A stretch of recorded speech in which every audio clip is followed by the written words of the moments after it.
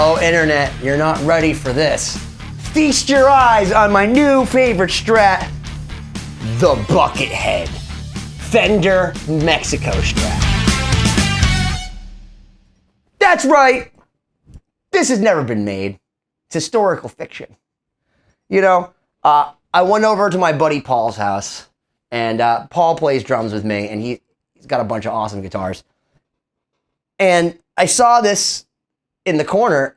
I said, is that a Buckethead Strat? He's like, well, I did put the kill switch on it like the Buckethead, but it goes way deeper than that, because if you go and look at the Buckethead, first off, he's all about the all white. Now, I happen to have the standard Buckethead Les Paul, but if you look at the studio version, it's got a maple fretboard. The more I kept looking at this guitar, the more I kept going, holy crap, this thing's the coolest. I'm not gonna lie, I wanna put this on all my Strats, because I always hit the volume right over here. So now when I was playing with this guitar, I just kept going like, but at least I'm not like turning the volume halfway down, so you're in the middle of the solo and you're like, what the hell happened? You just realized you hit the volume on the Strat. But one of the things that's great about this guitar is I picked it up and I immediately, within 3 minutes, wrote a song on it. It just spoke to me.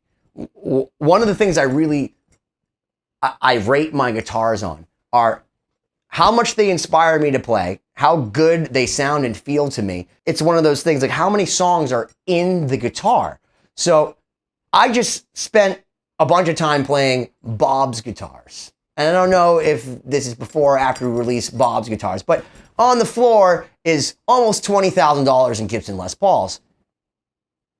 I like this one better. This is a Mexican Fender Strat, probably a $400 to $500 guitar.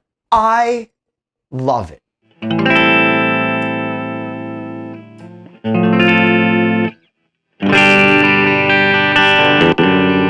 See?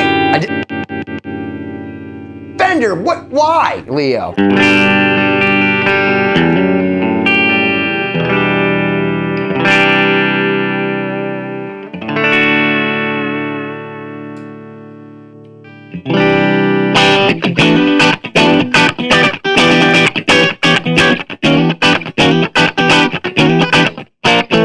This is exactly what I want a Strat to sound like.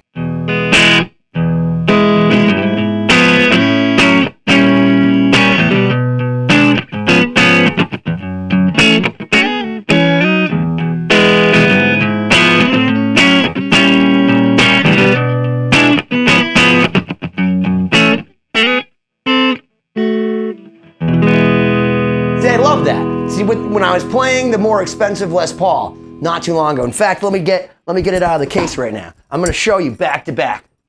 Ladies and gentlemen, the $9,800 Les Paul Ultima. Now, one of the things I judge guitars by is how much I can dig into them and play them and they sound in tune. So,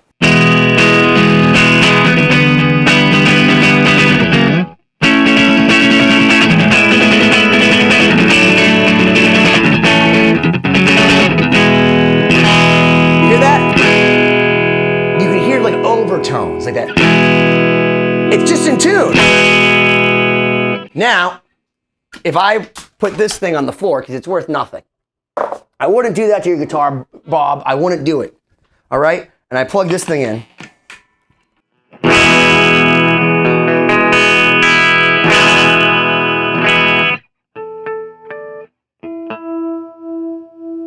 This might be a while, guys.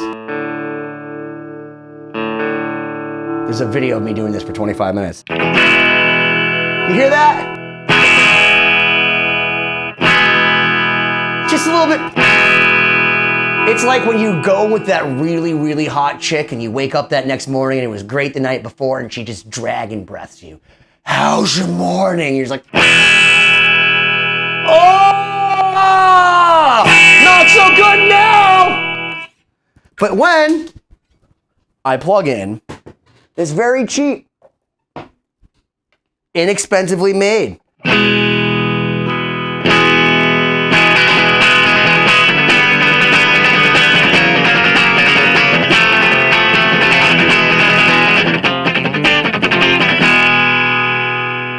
First off, does this $500 Mexican Strat might sound better than that Les. Am I crazy? But like, man, it took me a lot to get this thing out of tune. I couldn't, for 25 minutes, get that damn guitar in tune. And there's sometimes I looked up at Jim and I'm like, does this sound good? I think it sounds good. And like, then the overtones would kick in and we're like, oh, that's not right. That's not how it's supposed to sound. This is how it's supposed to sound, guys.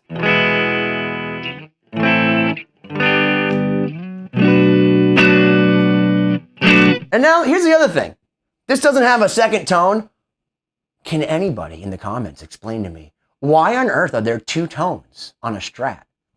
One tone is pretty useless, but two tones when you don't have two separate volume knobs, like I understand this pickup, shouldn't you have three tones? Why even have a volume at that point? It should just be three tones. One for that, one for that, one for that, and then just on and off switch. Like what the? So I applaud you, Paul, for putting this on.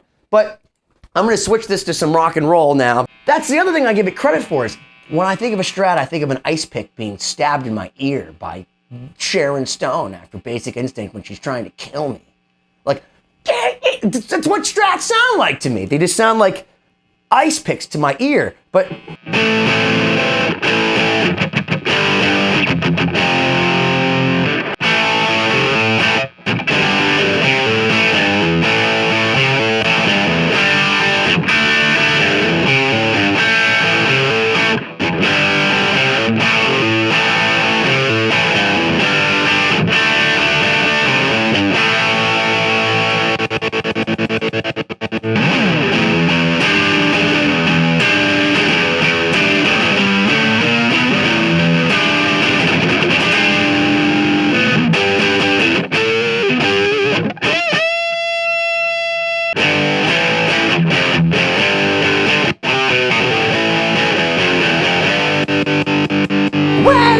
lightning! The fact that such a cheap Mexican Strat can make me feel so good with just a $30 little switch. This thing's amazing. And I gotta tell you, so I've been talking all this crap about Fender because I have a really expensive master built Strat back there. I got a few nice Strats. And then Paul comes in with this cheap, all white Mexican Strat with a silly switch on it. And this makes me want to play a Strat again.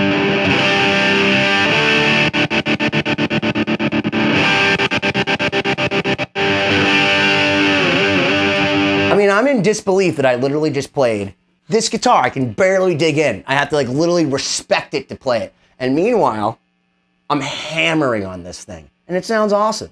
So if Buckethead were to have a Strat, just like my Buckethead guitar, which stays perfectly intonated, this thing's awesome. And I take back a lot of what I said about a Strat. I feel like I played expensive bougie Strats, and what I need to do is just get regular old Mexican Strats. Maybe there's a Korean one out there that sounds awesome. I don't know, but this design sounds great. I don't know what this is made out of. It's probably made of popsicle sticks.